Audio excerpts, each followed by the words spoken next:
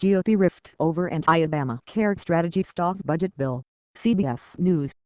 cbsnews.com/cbs evening news /cbs this morning /48 hours /60 minutes /Sunday morning /face the nation. Video. U.S. World. Politics. Entertainment. Health. Money Watch. Sci-tech. Crime. Sports. More blogs. The feed battle round the WH Web Show 60 Overtime Face-to-Face Resources Mobile Radio Local. Log in, join cbsnews.com, sign in with profile. Manage my newsletter subscriptions, update my email address, change my password, log out. By Stephanie Condon. Alicia Buddick /CBS News /September 12, 2013, 5:31 a.m. GOP rift over anti-Obamacare strategy stalls budget bill. House Speaker John Boehner of Ohio, second from right, and GOP leaders finish the news conference on Capitol Hill in Washington, Tuesday, September 10, 2013, following the Republican strategy session. From left are House Majority Whip Kevin McCarthy of California, Representative Kathy McMorris Rodgers, R. Wash, Boehner, and House Majority Leader Eric Cantor of the 8th.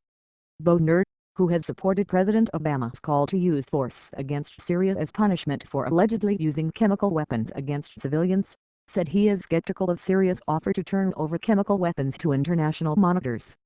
Boehner added that President Obama has not yet sold the American people on the need for military action. /AP photo /J. Scott Applewhite. For the past week, debate over Syria has overwhelmed Capitol Hill, even though Congress has just about 2 weeks left to pass the budget bill before the federal government partially shuts down.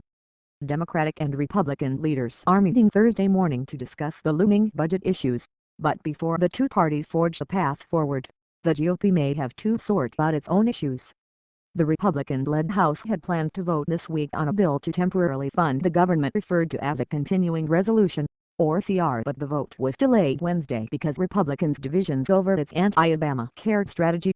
"We're still discussing strategy regarding the continuing resolution with our Republican conference," the House leadership aide told CBS News. "It shouldn't come as a surprise that this is moving into next week, as our bandwidths have been stretched thin this week by both the CR and the ongoing situation in Syria." As Congress deals with Syria, budget fights loom for GOP Treasury Secretary calls on Congress to raise debt limit. Earlier this week, Representative Al Rogers, RKY, chairman of the Appropriations Committee, introduced a bill to fund the government through December 15 at $986.3 billion, just slightly below post-sequester spending levels. If this legislation or some other version of a continuing resolution doesn't pass by September 30, certain government functions would shut down.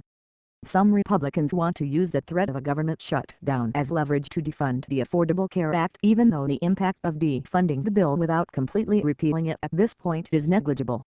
"We must use every legislative avenue available, through the CR, the debt ceiling, and sequester conversations to free the country from the president's train wreck of a healthcare law," Representative Steve Scalise, R-Lot, chairman of the Conservative Republican Study Committee, said in a statement Wednesday. Scalise is part of a conservative contingency that wants to pass a CR that would delay major parts of Obamacare for 1 year. "While we're not there yet, productive conversations towards that goal continue," he said. Play video. GOP senator warns of Obamacare sticker shock. Other House Republicans, however, are more concerned with preventing the government shutdown and shifting responsibility for taking down Obamacare to the Senate.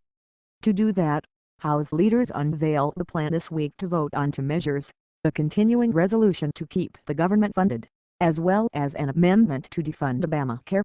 The plan was to pass the measure under specific rules that would let the Democratic-led Senate pass the continuing resolution and send it to President Obama without passing the Obamacare amendment, as long as the amendment was voted on.